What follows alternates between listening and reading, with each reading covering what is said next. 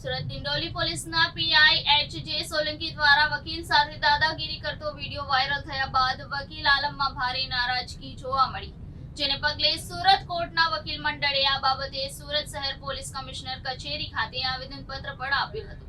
જિલ્લામાં વધુ એક પીઆઈની દાદાગીરીનો વિડીયો સામે આવ્યો છે. શહેરના ડિંડોલી વિસ્તારમાં રાતના સમયે વકીલ પોતાનું કામકાજ પતાવીને કારમાં બેસીને ઘરે જઈ રહ્યા હતા, ત્યારે પોલીસ વાનમાં આવેલ પીઆઈએ વકીલને લાત મારીને મારામારી કરી હતી. વિડીયો વાયરલ થતા પીઆઈએ ભાઈ વકીલ જેવા લાગતા ન હતા તેવો ખુલાસો કર્યો હતો. પોલીસ ઇન્સ્પેક્ટર સામે ફરિયાદ માટે મોડી રાત સુધી પોલીસ સ્ટેશનમાં રોકાયા હતા, પરંતુ તેમની ફરિયાદ લેવાઈ ન હતી. સુરતમાં પોલીસ કર્મીએ વકીલને માર માર્યો હોવાની ઘટના સામે આવી છે, જેમાં 18 ઓગસ્ટની રાત્રે ડિંડોલીમાં નાઇટ પેટ્રોલિંગમાં નીકળેલા પોલીસ ઇન્સ્પેક્ટરે પીસીઆર વેનમાંથી ઉતરીને કારના દરવાજા પાસે ઉભેલા વકીલને જોરદાર લાત મારી હતી. આ સમગ્ર ઘટના ત્યાં લાગેલા સીસીટીવી કેમેરામાં કેદ થઈ ગઈ હતી.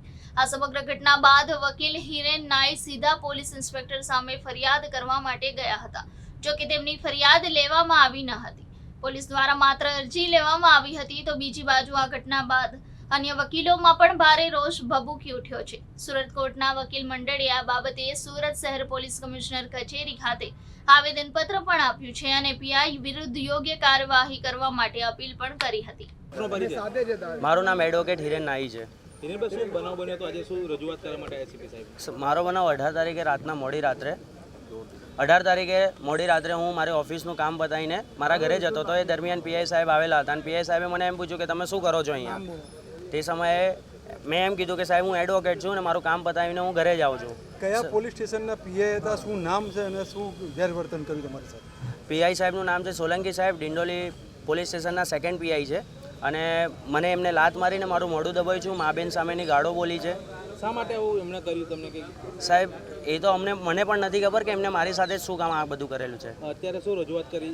અત્યારે જોઈન્ટ સીપી સાહેબને અમારા એસડીબીએના પ્રમુખ, ઉપપ્રમુખ અને અન્ય હોદ્દેદારો સાથે અમે જોઈન્ટ સીપી સાહેબને રજૂઆત કરેલી છે કે આ મારી સાથે જે મિસબિહેવ થયો છે એના ઉપર જલ્દી ને જલ્દી એક્શન લેવામાં આવે અને ફરિયાદ કરવામાં આવે. એમને શું કહ્યું? એમને સારો એવો રિસ્પોન્સ અમને આપ્યો છે. એમને 2 દિવસનો ટાઈમ માંગ્યો છે ઇન્ક્વાયરી કરવા માટે અને ઇન્ક્વાયરી પછી જે હશે અમને જણાવશે.